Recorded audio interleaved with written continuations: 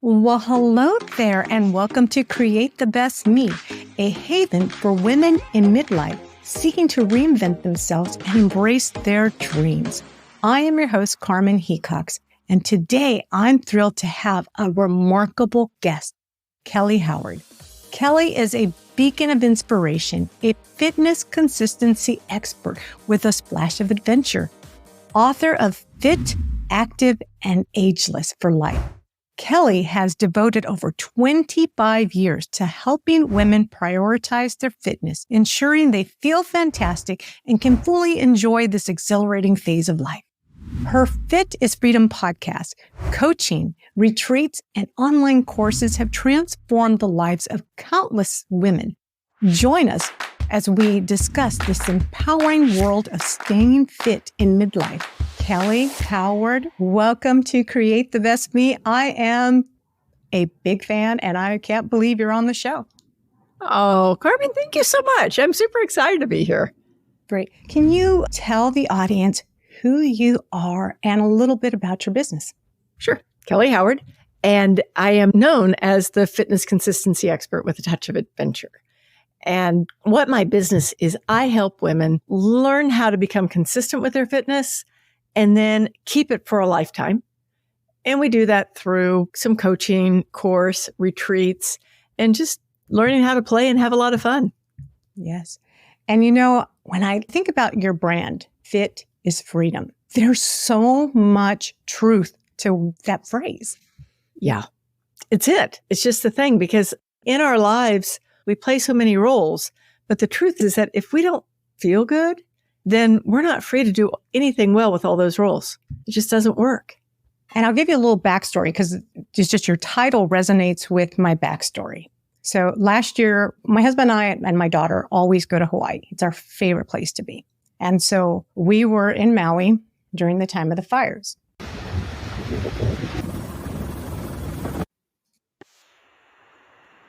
And my husband and I did our best to not show how panicked we were because we could see the fires from where we were at, from our hotel. And we had no power, no cell phones. We were trapped. And we have a 10-year-old. She's 11 now, but she was 10 at the time. And all I kept thinking is, if something happens, I'm going to get my daughter, get my husband, and we're going to go into the ocean. And we were staying in a big hotel. So there's like several thousands of people staying here. And I just kept thinking, if anything happens, we'll just go to the ocean. I can swim. And I didn't tell my husband this because I didn't want him to know that I was scared for my life and scared for us because we could see the red flames. And fortunately, the fire stopped about a mile before it reached our hotel. Oh, gosh.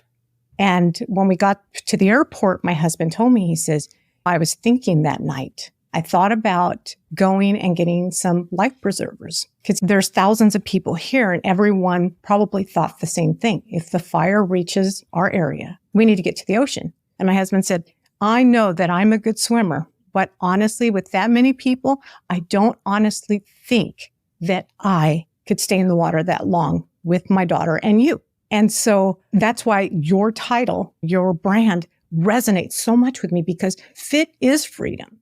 I think if we were both fit, we wouldn't fear that if we were put into a situation that meant life or death, could we survive? That's powerful. And yeah, oh my goodness, what a situation.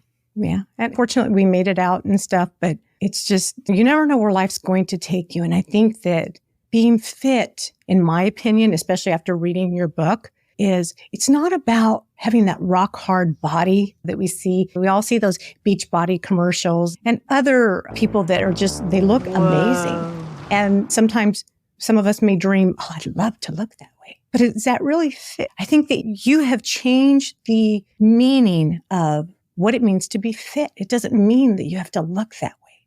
Oh, thank you. Isn't that so true too? Of course. Everybody wants to have, and I think probably I can say this with totalitarian, all of us want to have that appearance, but in the very, very bottom line, it's what we can do. It's what we can do with the bodies that we have. It's how we take care of them so that we can enjoy our lives. We can live our lives. We can tread water when we need to tread water. Could you share how you discovered your passion for fitness and adventure and what motivated you to focus specifically in helping women in midlife? Absolutely. So much we teach what we need to learn, right? I'm in my early 60s now. So prior to that, go back to just about 50. I had purchased a company a couple of years before, and it was an outdoor activity company. So it was like hiking and biking and all these outdoor things. And it was stuff that I hadn't really done before. I had always been very active, but I'd never done these particular things. So I am growing this company. I'm doing all the work. We happened to buy a new house that was an old house. So knowing that the best thing you can do is be your own contractor or have a contractor, I decided to set up work in the middle of that vacant house and just tell everybody what to do. So now I'm working on 2x4, running this company, starting it. My mother has a heart attack. She has a stroke and falls, ends up in a wheelchair. So now I'm taking care of my mom too. And it's no different. The story is no different than any of us, right? Like we all have all these things that are going on in life. I was getting by on a body that I'd always taken care of, but I was also, late 40s, early 50s now. So you can't just get away with being a weekend warrior and expect your body to hold on. So one day in the middle of all this, I wake up and I realize that I am in too much pain to walk to the bathroom. Like I literally crawl to the bathroom and I crawl back to bed. And of course, the first thing I do is what I call hypochondriacs.com. I'm on there looking to see what's wrong with me. I'm probably dying from something. And the whole time in the back of my head, I'm hearing, yeah, Cal, what you're dying from is the fact that there's nothing wrong with you except that you're not taking care of your body. You're trying to get by in a 50-year-old body, treating it like it's 20 years old. And there's nothing wrong with a 50-year-old body, except that we have to be a little bit kinder and we have to be a little bit smarter. So fast forward a week or so, I'm back to doing all the things, but I'm a little bit wiser than I was a week before.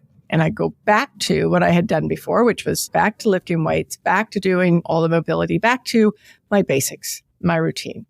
But while I'm doing all this, I'm also thinking about the fact that all these women I know, all these women I work with, we're all doing the same thing, right? We're all doing all the things and expecting our bodies just to suck it up and do this stuff.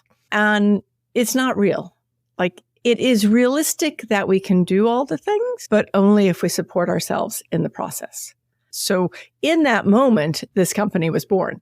Now I still had, call it 10 years to grow the old company, get it to a point where it was sellable, sell it. But even during that period of time, I was really working with my women, like helping them get solid on whatever it was, like their outdoor activities they wanted to do or their fitness, really get solid with it. And so once I sold that company, I just decided this is what I do. I love it, right? I really love it because no matter where you're at in life, we can get stronger, fitter, have more fun, have more freedom, but we do have to be a little strategic about it. Like picking up weights, or let's say you wanted to build a shed in your backyard. When you were in your 20s or 30s, maybe you could lift a lot of lumber and haul it to where you needed to haul it, or you could just nonchalant just bend over and pick it up. The wise thing to do is lift with your knees, not bend over, because we're not going to recover as quickly as we did in our 20s and 30s. It's so hard to remember. I've got this dog that ended up living with me, two of them, and she's probably about 78 pounds. And two times, she doesn't like to get in the car. So I've just reached down, picked the dog up, threw her in the car, and all of a sudden I'm like, oh my gosh, what did you just do, Kelly? And then, of course, it takes me a little while to learn, do the same thing again. And we also have to be a little smarter, I guess. But I think that we need to become acquainted with our new bodies. They're not really new, but they're new to us because they react differently than they did before. They do. And maybe we get away with stuff when we're a little bit younger that we can't get away with so easily now. But maybe we're also smarter now. Obviously not, since I keep picking up the darn dog, but one day I'm going to be smart enough not to do that. But we get a little bit smarter. And when we do, we learn how to work with our bodies the way they are so that we can do even more. It's just a matter of care. So tell me, when you purchased this company, this outdoor activity company, and you suddenly discovered that you needed to change your life. Did owning this company, did it make it easier for you to connect with your tribe? Oh, gosh, yes. Oh, yes. Because I've been very fortunate my whole life. I've always been active and I've always been strong. And I don't know why, but I started going to the gym, lifting weights when I was about 19, 20. I was like the only woman in there in the free weights section. And so I've always been strong. And what I realized was that a lot of us didn't have that lucky background that I had. So what would happen is that women would be excited about doing something and then they'd try it and they'd realize that they weren't that good at it. And so they want to stop. And instead I'd be like, no, it's not the fact that you're not that good at it. It's just that you're not practiced at it. That's all it is. We can do almost anything if we train for it. And the women that I worked with, we proved that time and time again. And this is a story I'd love to tell it. It fits, it doesn't, but it's a worthwhile story. So I was, at the time, I'd been leading hikes in Houston for a number of years. And Houston's a relatively flat city. Okay, it's flat as a board. But there's this one section in Houston that we have some hills. Houston Hills is what we call them.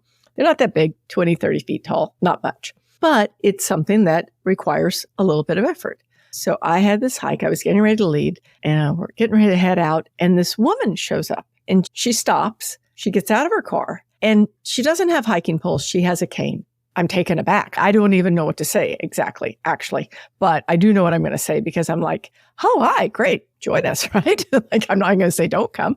And she's like, no. I just wanted to prove to myself that I would come here. I'm not going to go with you guys. And I was like, wait, you don't know me. So you're here, you're going. And we convinced her to go. And it really became a deal where it takes a village. Like, we were helping her up, we were helping her down. Everybody was in on this. I don't know how many people I had out there. I had a crowd out there, but it became a thing. And we finished this hike and she finished it with us. And when she got back to the parking lot, she was just like, oh my gosh, I never thought I could do that. I was hoping that in a year I might be able to go like a mile with you somewhere, but not that hike. It was 3 miles. It was solid. So great story, right? But it doesn't end there. Call it 4 to 5 years later. I get an email from her and she stayed in touch with me. She'd been traveling and stuff like that. So I get this email and it's her 65th birthday. She's at the trailhead for Yosemite Falls. Yosemite Falls it's a solid hike. I've done it. And I was like, that was fun. So she's at the trailhead. She's just finished the hike. She'd taken a couple of friends. It was her birthday and she did the hike and she had taken off and she was going to go hike all the national parks around the country. That's amazing to me. That right there, I could have just stopped. As far as I was concerned, I had just accomplished my life's mission. But then you go on and it keeps happening. And that's freedom, right? It is. Yeah. I love that story. I remember when I got to that section in your book where you wrote about that story, I asked my husband, how rigorous is Yosemite Falls? Because we've been to Yosemite. And he goes, you've never been to Yosemite Falls. He says, that's a hike. He says, that's not for everybody. He says, you could not do that. And you have to be in really good shape to do that. And I said, because I read about that. And it warmed my heart to read that story because I loved the community that you built. Because I think if it would have been a different community, you would have had some people say, oh my God, right, this is going to take forever. I can't believe Kelly invited her to come. Now we're going to have to chug her along. We're responsible for this person who's out of shape. But they welcomed her. They embraced her. They motivated her. It's so cool, isn't it? It's a changer. It's a changer in our life. And when you have good community, oh my goodness, like life changes.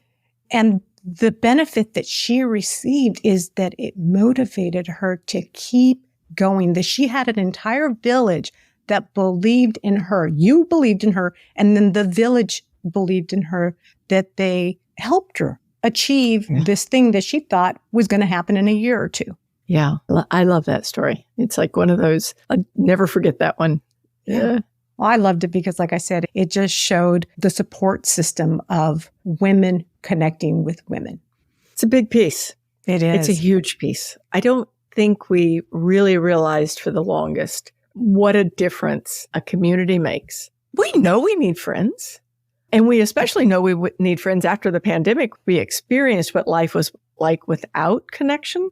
But then when you really get connected, even just like briefly, right? It's when you have those connections. We need that. So fun.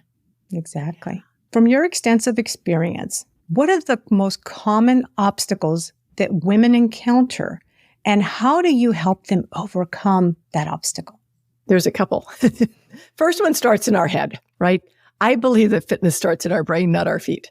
And a lot of times it can be one of several things. One of them is that feeling that, you know what, maybe it's time to just give up. Whatever it is, right? Whatever holds us back, maybe it's just time to throw in the towel. That's one of them. The other one is, I'll start next week. And either one of those, they're two sides of the same coin, right? And so what it's about is the fact that a lot of times we think that we'll start next week because next week we'll have our act together. Next week we'll be perfect at this, right? We'll nail it.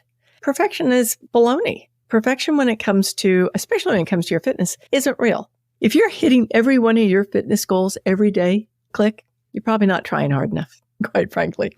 So knowing that your mind has to be your first obstacle. One way to jump around that is to give yourself a very simple little schedule of the things that, it's a mix, okay? It's a mix of some mobility, because we need that mobility, and mobility is nothing more than warming up our joints. Think about mobility that way.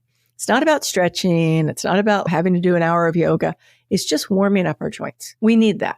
I'm going to give you an aside. This is not a squirrel moment, but I'll just give you an aside.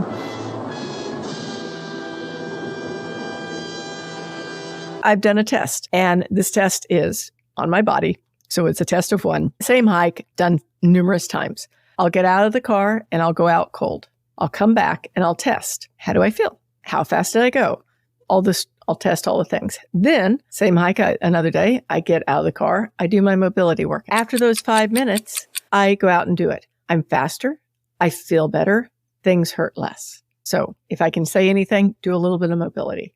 Then you need to have a little bit of cardio, whatever a little bit is for you, and then some resistance. And there's lots of resistance out there. But take those things and then just simply ask yourself, if I was to do a couple of these each a week, how could I put them into a schedule that fits into my time, even if it's only 10, 15 minutes a day, and start there. Start so small that you're pretty sure what you're doing is not worthwhile. When you start that small and you just do it for a month, right? You just give yourself a month. After a month, you start adjusting. You start getting a habit. You maybe don't have a full habit yet, but you start getting a habit. That's what gets us moving. Just like giving ourselves a little bit of grace, giving ourselves a little bit of space. Mm-hmm. And I think not comparing yourself. Let's say you have a girlfriend that her body is exactly like yours. You're around the same age. And let's say she says, oh, I walk a mile in 8 minutes. And you walk a mile and it took you 15 minutes. Maybe saying, I should just give up because it takes me 15 minutes. She could have done 2 miles in the time that I did 1 mile. Yeah, that's such a good point. And not worrying if you're slow. That's something I see a lot. And it's always my women. It's never my guys. It's always my women. And they'll be like, I don't want to hold people back. I'm like, you know what? So what? Don't worry about it and know that you're not that far behind. Even if it's a minute difference in a mile, it's not that big a deal. And you're exactly right. There'll be that day when that person who was doing their 10-minute mile or whatever it was is wondering what the heck got into you, and they're trying to keep up. So we can't compare ourselves to other people. And it's the same thing with appearance, right? It's just hard. Like when you see the people we were talking about earlier, when you see those people who look friggin' amazing, at least in photos. So like I always say, I want to look like I do on Zoom with my filter, at least in photos. And we just can't compare it. And that takes me to page 59, where you said, we live in a society that loves instant solutions. Quick fixes might seem attractive, but seldom last. And I think this is really important, especially right now, because you find that a lot of people may be watching more TV and they see Oprah or Kelly Clarkson, who we've all known them to be bigger people. And now they're smaller people. And we say, I'm going to go see my doctor and I'm going to ask for that diabetic medication because I deserve to look small too. But that doesn't mean you're fit. You're still not going to be able to have the endurance to do the things you really want to do. We are very much a visual, quick fix, lose 30 pounds in 30 days society. And it's hard, okay? It's hard to look away. I understand that. And then if you can, and you can just run your own race, is what I'm always telling my women, just run your own race. Don't worry about it. I have a client who one day she was like, oh my gosh, I'm finally running my own race. I said, and so what's happened? And she's, I'm so happy. I'm so happy. She was trying to keep up with some of the other people in the group, and she was trying to do other things that just didn't work for her body. And now she's just rocking it in her own space. And another thing, in reading your book, that really was an eye-opener to me was my husband and I walk 3.5 miles every day. And he's taller than me, got longer legs than me. And I am like almost jogging to keep up with him. And I cannot hold a conversation with him while we're walking. Thank goodness we listen to books. I was thinking, because we used to walk my daughter to school, and that was less walking than the walking we do now. And I started losing weight when we were walking her to school. And now I'm trying to keep up with him. And it's just by the time we get home, I'm like sweating and everything because I'm postmenopausal. And so I'm sweating. And he's like, why are you all sweaty? And I said, I got a hot flash in the middle of all of our walking. That's why I'm all sweaty. But when reading your book, you talked about raising your heart level, bringing your heart level down and stuff. And I thought, oh my goodness, the reason why I lost weight when we walked my daughter to school is because we had stoplights and we would stop. So it gave my heart enough time to drop and then spike back up, as opposed to now I'm spiked up at all times. And so what do I have? Cortisol. Yeah. There's such a great awareness, right? Because when you were doing the walking to school, it's almost like you're doing high intensity training. Up, down, up, down, up, down. But basically what happens is that we can get away with probably an hour of cardio, right? Hard cardio. But after that, we're burning muscle and it's not really doing us that great, which is a bummer. Like, I love cardio. I'm a bit of an addict. But at the same time, I've also learned that maybe once a week, go hard and long. And then the rest of the time, give yourself that up and down. And high intensity training will help remove the weight versus just driving up the cortisol that doing nothing but hard cardio does. The other thing that I loved is that you talked about the blend. For example, you have Isabella. She was heading for a heart attack. And so her doctor told her to do something. And so she walked, and she was walking, she was moving. But when she saw you made a different suggestion. You said, we need to change things up a bit. And I like that because you talked about not just the cardio, but she also needed to do the resistance training and balance. And I thought, oh my goodness, I'm like Isabella. I'm not doing the resistance. I'm not lifting weights. I'm not doing anything about balance, about making sure that I still have balance, because we're not as agile as we used to be. Yeah. And it's true, right? But two things I can say. One of them is when you do resistance, your balance comes back. And when you do balance work, your balance gets better every time. And it's fast, right? Like, we do what I call experiments in my group because I don't like challenges. Challenges sound, boring. But experiments are like, try this for 3 weeks or a month or whatever. And right now we're doing a balance experiment. Start out like knowing where your balance is. What can you do? Can you stand on one foot with your eyes shut? If so, how long? Or whatever, wherever your starting point is. At the end of 3 weeks, everybody's just blown away by the fact that their body and their brain have reintegrated with these balance work exercises, and they're solid. And then the flip side of that is that the resistance does add to your balance every time. It really does. And we need it. Muscle starts going away. Well, I know. I look at myself and I'm like, oh my goodness, where I used to have muscle, I have fat. And it seems, now that I'm older, it seems like it's harder to build muscle. It is, you have to become, can I use the word trickier? You have to be a little bit more cognizant. I'm more protein centric, and I am someone who has been a vegetarian since I was about 20.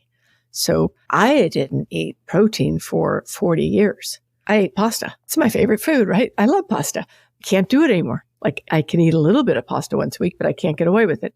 So protein centric, more supplements that are leaning more like, and okay, guys, I'm not a doctor. I'm not a nurse. I have no letters behind my name, but I will say, sitting on my desk right now is a bottle of creatine because I need to order some more, because I see for myself when I lift and then take creatine and aminos, which are basically the building blocks of protein, my muscles come on quicker.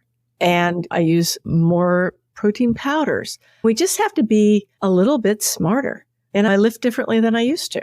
And I used to go to the gym and I'd use the free weights and the machines, and that was great. And now I work out at home. And so I'm very super aware. And I'm sure you know this, but if you need a reminder to anybody listening, when you're doing your weights or your resistance or your body weight or whatever it is, you're thinking about those muscles. Because when you're thinking about those muscles, you're actually making a connection. And they have shown again and again that you will actually increase your muscles by thinking about your muscles. And it sounds crazy. If you haven't heard this before, read it.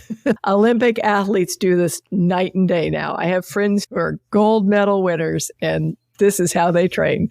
Yeah. And my husband, he lifts weights all the time. And I walked into his office because that's what he does during his lunch break. And I saw him lifting, and it almost seemed like he was just like lifting, not exactly like that. He was more concentrated. But I asked him, I said, hey, are you thinking about that muscle you're using? And he's, what do you know? You never lift. And I said, no, but when I was in my 30s, I used to go to the racket club and I lifted. I had a gentleman come up and he told me, he says, you need to focus on the muscle that you're working and breathe. And I said, he taught me how to breathe and he taught me to focus on that particular muscle that I'm working out. And I thought he was crazy, but I thought, hey, y'all, I'll try it. And I started gaining muscle definition. And I said, so you really need to focus on the muscle that you're working out and breathe. I said, I can't remember if it's in or out with the flexion or whatever. And I said, you'll be surprised. You will gain muscle as opposed to if you're just lifting, nothing's going to happen. It takes a lot of mind. Yeah. Isn't it? It's so interesting to me. And I love that. I think something that's happening right now is that there's so much science, right? I read a lot. And so I'm always reading the science to this stuff because somebody's going to say to me, I had a client say it a couple of days ago. She says, Kelly, I'm doing what you said, but I've never done any of this before in my life. And I'm 67. Am I really going to see a change? So poor thing. She's probably still trying to dig herself up out from underneath all the reports I sent her showing, yes, we can make these changes. And especially if we do exactly what you just said, throw everything at it. Mm-hmm. I mean, I thought the guy was crazy when he told me that. But then within a couple of weeks or so, I can't remember exactly, I was getting out of the shower and I was drying myself off and I looked at my leg. And I'm like, oh my goodness. Because I used to run cross country when I was younger in high school. And I never had muscle definition in my legs. And I looked down, and, oh my gosh, I have muscle definition. And it's funny because I never noticed it. It wasn't until I was drying off. And I thought, that guy's not crazy. I did what he told me to do and I have muscle definition. So that's why when I walked into my husband's office, I said, do you do that? He says, that's crazy. And I said, okay. And I said, that's what I thought. And I said, but it works. It does. And actually, if he likes to lift, somewhere out there, and I don't know exactly where you'd find it, but there's a quote or a small snippet from Arnold Schwarzenegger, who was like the bodybuilder king. And he was talking exactly about that. I ran across it just recently. I was like, oh, that's interesting. Because that's a long time ago, too. You don't make Mr. Olympia without having valid information to support it. Exactly. How do you think stepping out of one's comfort zone and trying new activities can benefit women, especially in midlife? Ooh, I think in lots of ways, but probably the biggest way is that when you do something that you didn't think you could do, or something that is uncomfortable, whatever it is, like somebody I work with, wants to get on a stand-up paddleboard. And I was like, get on the stand-up paddleboard. She's like, well, I was like, just get on the stand-up paddleboard. What's going to happen? You're going to fall off. The thing is that when we do something that we haven't done before, we didn't think we could do, or it's a little bit of a push, we never come back to the person we were before. It's like a rubber band. You stretch a rubber band and you let it go. It's never going to come back perfectly small. You were always stretching ourselves outside. And the more we do that, I believe, the more we're willing to experience life, the more we're willing to live a freedom life, the more we're willing to just live, like flourish, be vibrant. Those things really matter. Like having that, I'm not going to use the word outlook, energy. Like having that energy changes stuff. It just makes stuff better. I'll just put it that way. Funner, as Dr. You stop living in the sidelines and start living on the field. Nice. I like that. I like that a lot. That's so true too, isn't it? For many years, I would sit there and say, geez, I wish I could be like so-and-so, because they look so happy doing whatever it was that they were doing that I wanted to do. And I would ask myself, why aren't you doing that? Why are you wishing you could be like so-and-so? What makes you different than so-and-so that appears to be happy? Yeah, and it's so true. I know, and this goes back a long time ago. A long time ago, I'm going to say it was probably 25 years ago. I was reading this magazine article, and it was talking about a river in Texas, and this guy had run it. And it's a whitewater river in Texas. And I said to my partner, I went, oh my gosh, if we were younger, I would love to try that. And those were my exact words. I couldn't even believe, now I can't even believe I said it at the time. If we were younger, we should have tried that. About 5 years later, one of my members in my club said, hey, can we try whitewater kayaking? And I'm like, sure. Like, how bad could it be? So I get there. It was awful. Oh, it was awful. I thought I was going to drown. I couldn't swim, all the things. Like, I was the worst paddler in the world. But it caught my attention because it stretched me so far that I was like, wow, I've never run into something that I just simply cannot do because it mentally debilitates me. And I just kept coming back. And this poor instructor, you would just see it on his face. He's, oh my gosh, she's back again. Like, she's the worst person who's ever come here. And what happened though was that now, 20 years later, it's my passion. It's so much fun to me. Like, I couldn't imagine not doing it.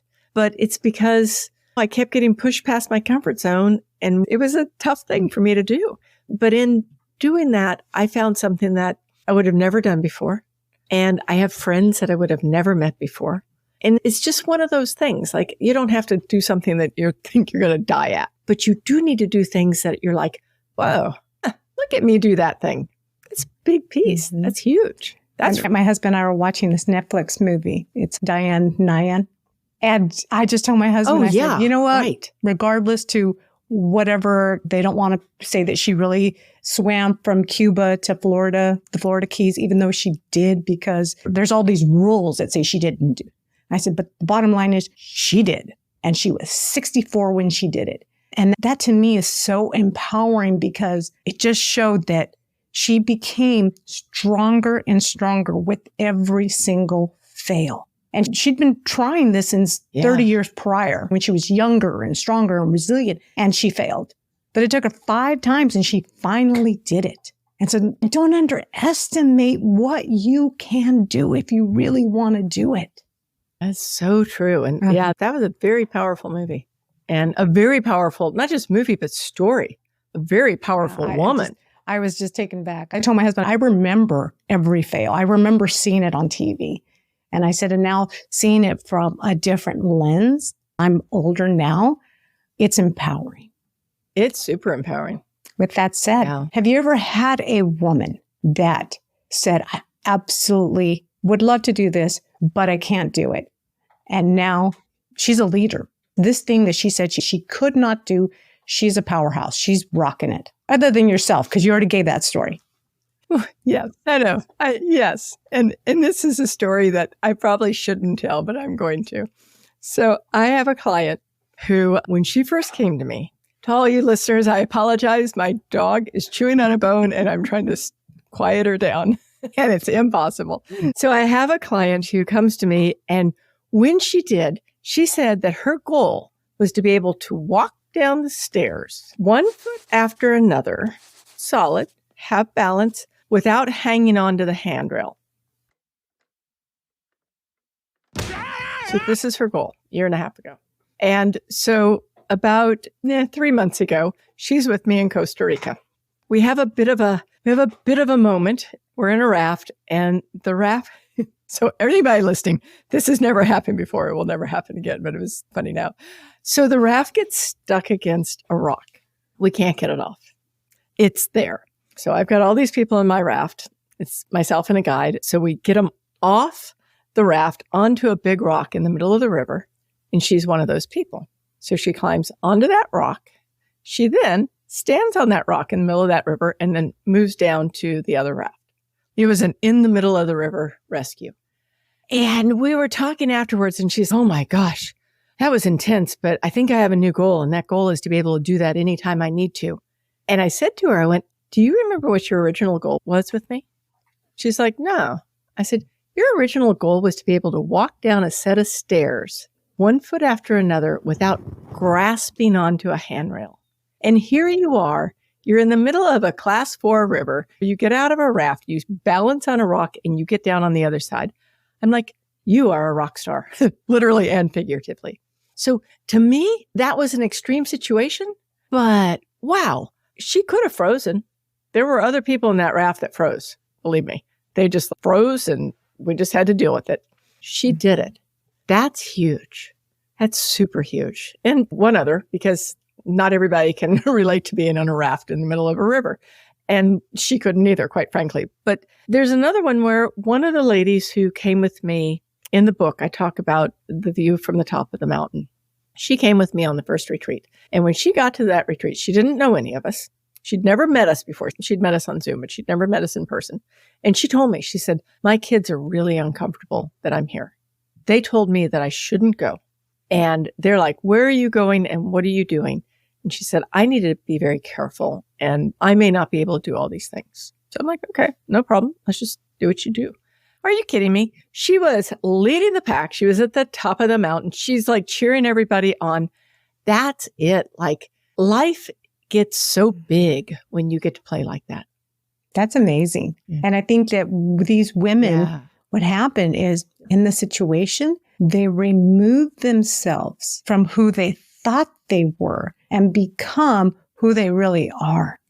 Yeah, that's a really good way of putting it because it's true. Because we do tend to play safe a lot of times. And when we push back a little bit, doesn't have to be big, right? Like you don't have to be trying to drown yourself in the middle of the river. You just push back a little bit and you just stretch so much.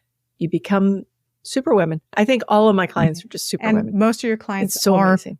Women over the age of 50. Am I correct? Yeah. So I think my youngest person is 49. Probably my oldest client is about 75. She came with me we went to the Smoky Mountains last year. She did every single one of those hikes. She rocked it like nobody's business. That's empowering. There you go. It is. It's so empowering because you find that sometimes women, once we get in the menopause years, we start to say, oh, I can't do this because I could have osteoporosis. I got to take care of my bones. But here are women that are saying, you know what? I'm going to prevent that because I'm going to be fit. I'm not going to limit my freedom because this could happen. Right.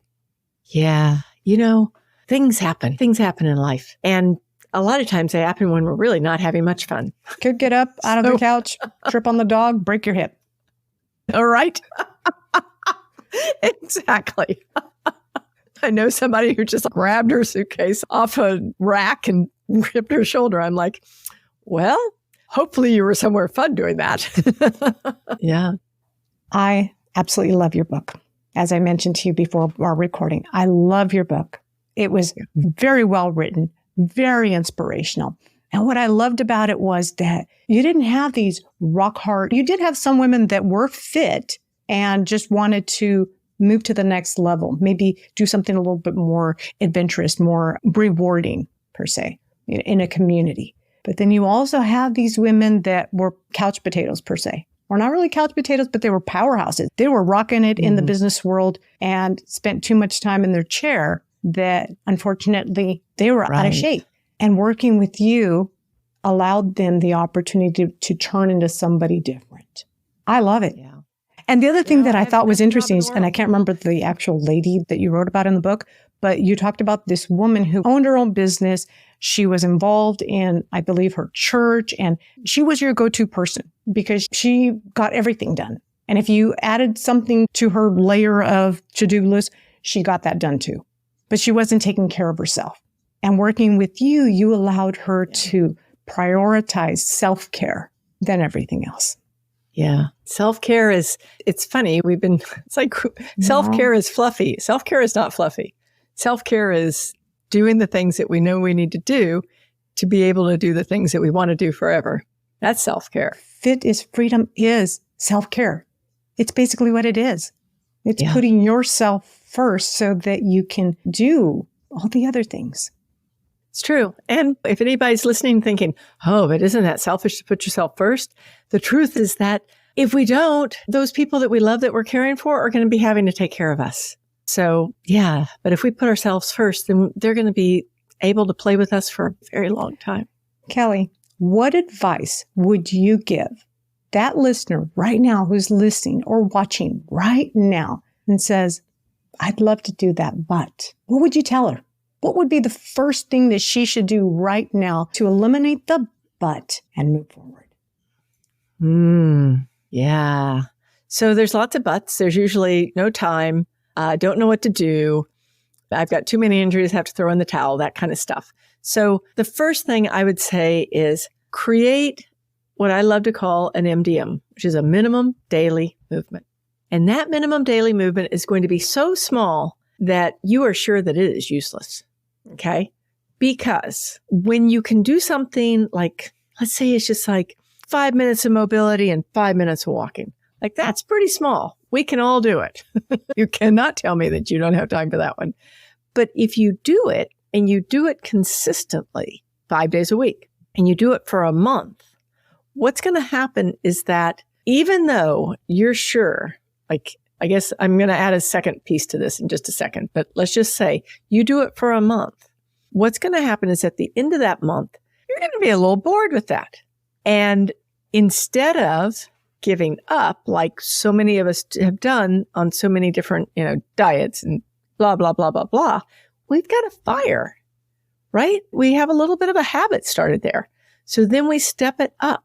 Maybe we step it up to 20 minutes. Maybe you step it up to 30 minutes. But what you're going to find is if you're willing to give yourself that gift of movement for a month, then bug is going to bite and you're going to keep moving and you're going to start finding new ways of dealing with this. And you have to, and I don't like the word have to, but you're going to have to add a little fun into this, because if it's boring, if it's not fun, it is not sustainable. So you have to find a few things that you enjoy doing. And if you are somebody like some of my people who tell me it's really nothing I like to do that involves exercise, then you need to think outside the box and just start like being aware. One of my clients lives in Hawaii, and she said to me the other day, we were on a call, and she said, oh my gosh, all of a sudden I realized that she can't stand up paddleboard anymore because she can't carry her paddleboard down to the water. She had some problems. She went, I could just go rent one of those paddleboards that's already down there. Thinking outside of the box. You're going to have to start thinking outside a little bit and having some fun. And then add to that when you're ready, add to that a little bit of nutrition because food matters.